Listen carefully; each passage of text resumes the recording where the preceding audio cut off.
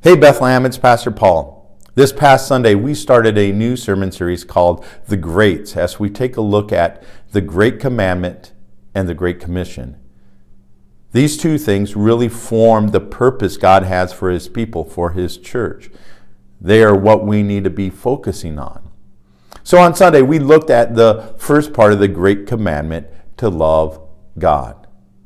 We understand that God loves us, that God has given Himself sacrificially, and that's really the definition of love. But how are we to respond to that? Jesus was asked a question.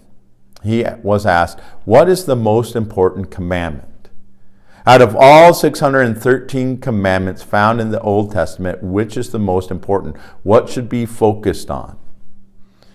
And Jesus responded by pointing His listeners to a very familiar passage. The passage was Deuteronomy chapter 6, verses 4 and 5. This passage was a passage that the Jews would pray in the morning and in the evening.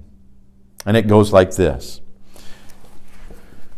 Listen, O Israel, the Lord is our God, the Lord alone. And you must love the Lord your God with all your heart, all your soul, and all your strength.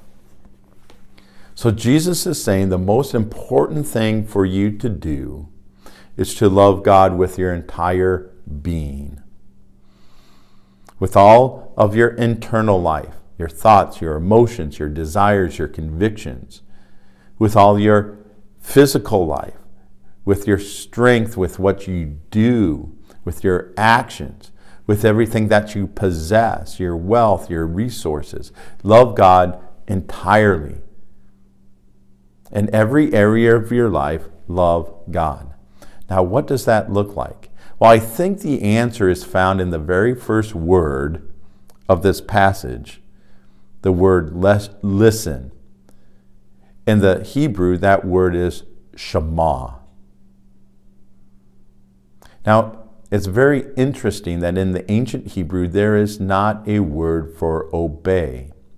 If you wanted somebody to do what you were asking them to do, you would tell them, Shema, Shema me. Listen to me. Listen and do what I say. And so I think that when it comes to loving God with all of our being, with everything that we have, we are to obey God in every area.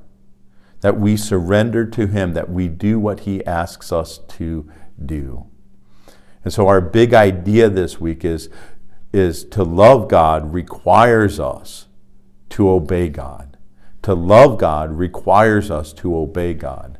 And our challenge is to do what God is asking us to do. And that looks different for each of us. It could be God is asking us to forgive somebody. It could be that God is asking us to help somebody. It could be that God is asking us to give sacrificially. It could be God is asking us to befriend somebody, to have people over, to build community. Whatever God is putting on your heart, do. Obey God. Hey, thank you for being part of our community here at Bethlehem. And I hope to see you Sunday as we continue on with this sermon series called The Greats.